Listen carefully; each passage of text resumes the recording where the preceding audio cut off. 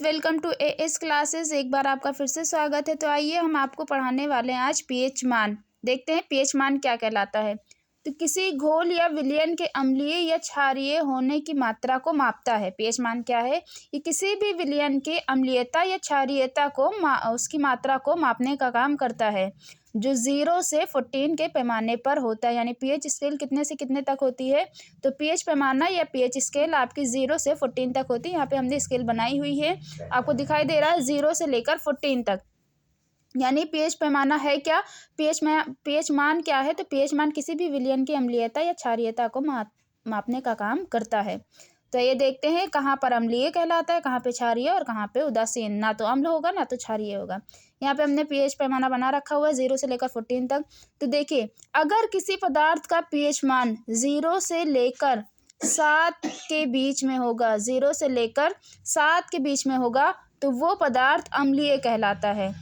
0 से लेकर 7 के पहले यानी 0 और 7 के बीच में जितना भी होगा पीएच मान, वो सभी के सभी पदार्थ क्या कहलाएंगे? अम्लीय कहलाएंगे। और अगर किसी पदार्थ का पीएच मान 7 है यानी 7 है, तो वो पदार्थ आपका उदासीन कहलाता है। उदासीन का मतलब होता है कि वो पदार्थ ना तो अम्लीय है और ना तो क्षारीय है, वो उदासीन है। और अगर किसी पदार्थ का पीएच मान 7 से ऊपर और 14 से कम, यानी 7 के ऊपर कितना भी होगा, 14 तक होगा, 14 तक होगा, तो वो आपका पदार्थ क्षारीय पदार्थ कहलाता है, यानी बेसिक सब्सटेंस कहलाता है।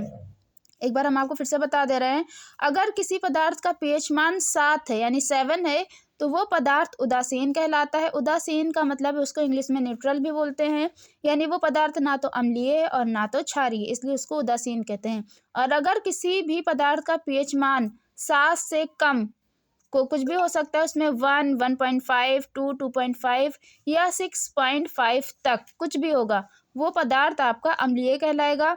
और अगर किसी पदार्थ का पीएच मान 7 से ऊपर होगा, चाहे वो 7.5, 8 भी हो सकता है, 9 भी हो सकता है, 11 भी हो सकता है और 14 भी हो सकता है, तो वो पदार्थ आपका क्षारीय पदार्थ कहलाता है।